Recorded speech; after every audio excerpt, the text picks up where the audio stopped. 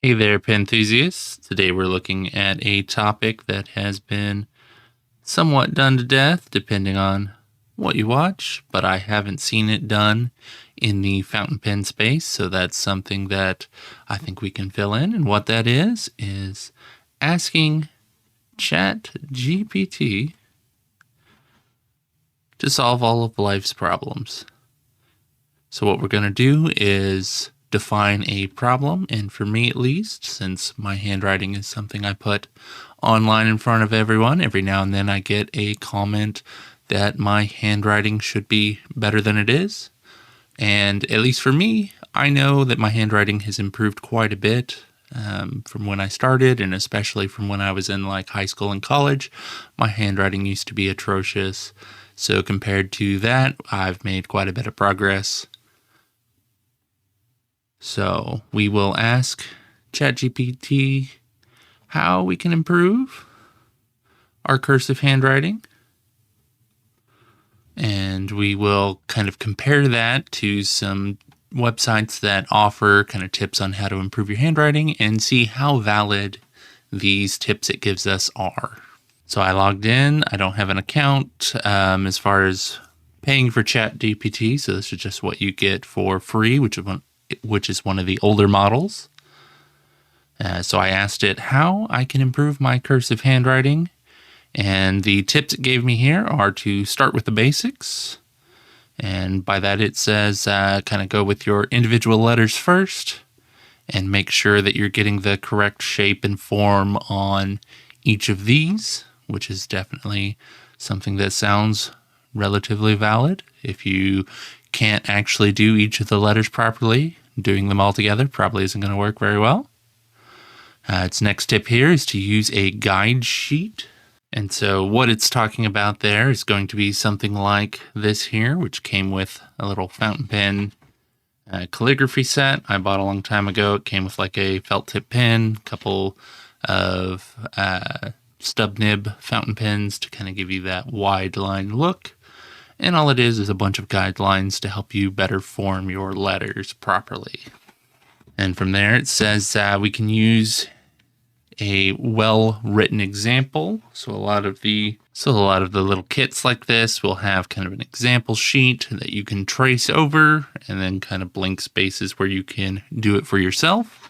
So that's what it's talking about there.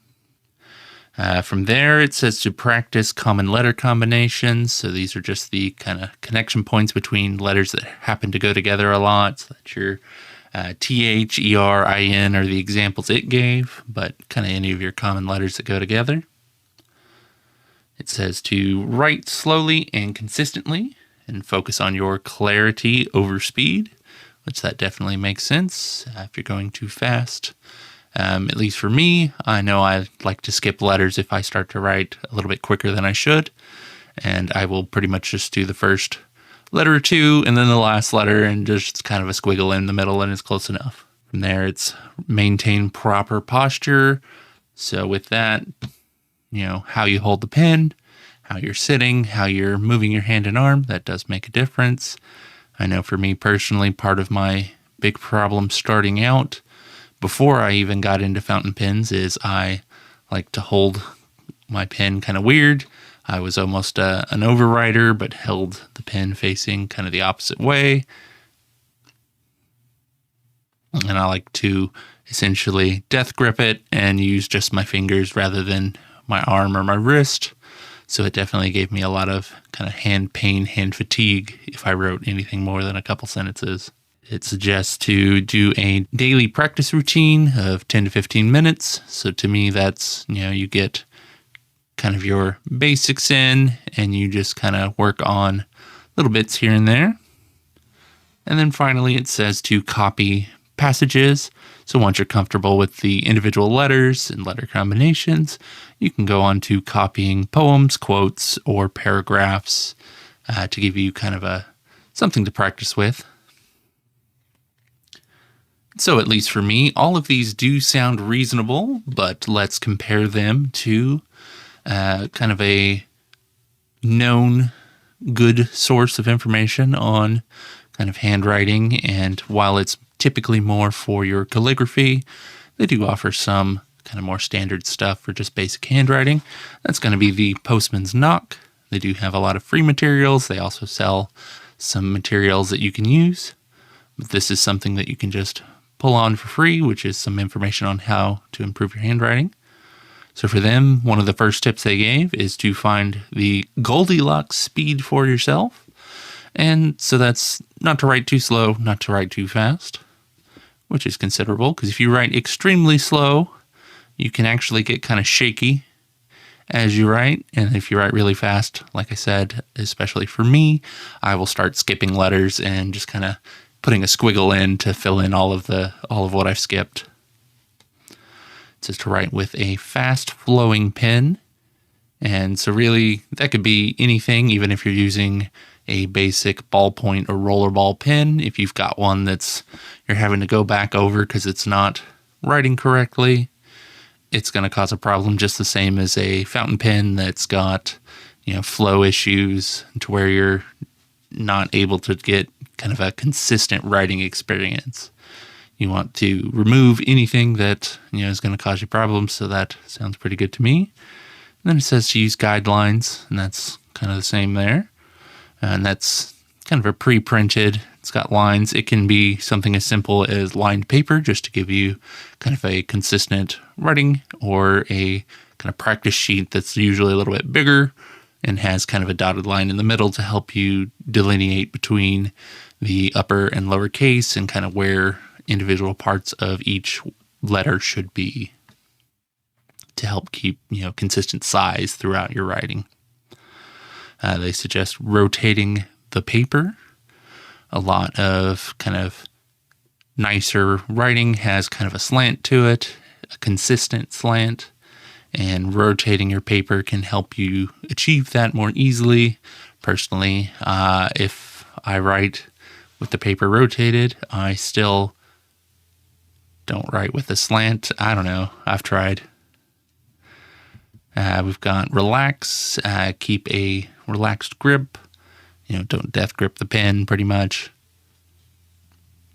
And then it says to reference an exemplar. And what that's referring to again is kind of like what we showed here with the little calligraphy set, where it's got pre-made examples of the letters. That way you know what they're supposed to look like. So between the Postman's Knock and ChatGPT, the kind of advice that it gave is relatively sound, at least for these basic things.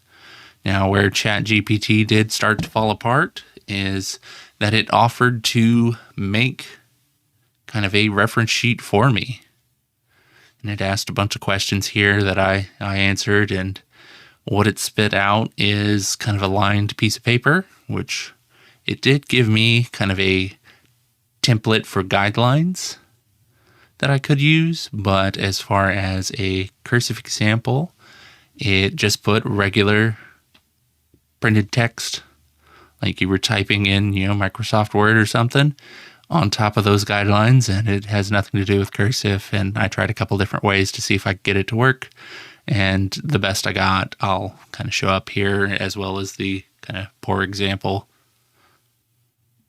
So as far as just some basic tips to kind of get you started, they were fairly comparable. Now, a lot of these are relatively common sense, so if you actually stopped and thought about it yourself, you'd probably come up with a lot of these as well. But if you actually wanted kind of a guide or something to actually practice rather than just these kind of basic tips, something like the Postman's Knock or plenty of other websites will have kind of those reference sheets where it has the letters. Sometimes it'll have the letter combinations as a practice sheet and a number of other things to kind of give you good examples of what the handwriting should look like. There's a bunch of different kind of standardized cursive writing methods. The Palmer method is the one a lot of people were taught as children in schools previously. Cursive's not so important anymore, so you don't have to worry about that. Now it's more the tippy typing, which is definitely a useful skill as well. It's just one of those things, especially for me at least, knowing enough cursive to sign your name when you know you have to go fill out some documents is really all you need anymore in life. Writing for your own personal pleasure, to me, cursive does make it a lot more of a smooth experience over writing in print. And having nice handwriting there definitely makes it easier if it's something you want to go back and look at a later date. If you have, horrible chicken scratch, which is what I dealt with growing up in high school and college. I know all of my teachers asked me to write in print because they couldn't read my handwriting. So once I hit college, most everything was typed, so it didn't matter. It was really just my own personal notes, which I never looked at, so it didn't matter that I couldn't read them either. But just one of those kind of funny anecdotes there. So if you do want to improve your handwriting, ChatGPT can give you a little baseline of what you can do.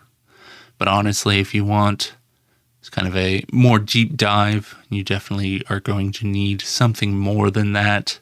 It's enough to kind of give you the basics of problems that you can probably fix that can improve the handwriting you already have. But if you were wanting to completely redefine kind of what your handwriting is and go with a either more standard option or maybe a specific type of script, you would need something more for sure. So I'll include some links down here as to where maybe you can find some information like that. Some places offer it for free. Others you can buy little guide sheets, guide books, things like that to give you options. I know the Postman's Knock, a lot of it is more for actual calligraphy, which typically you're not going to write with just a basic fountain pen. But it does have some options to help you get more improved handwriting for sure. And I'll see if I can find anything else. Those are just some that I had personally used in the past as far as places for information. And again, thanks for watching. If you do happen to know any free resources for handwriting improvement, it's something I'd be interested in looking in so I can kind of try it for myself and see how that works.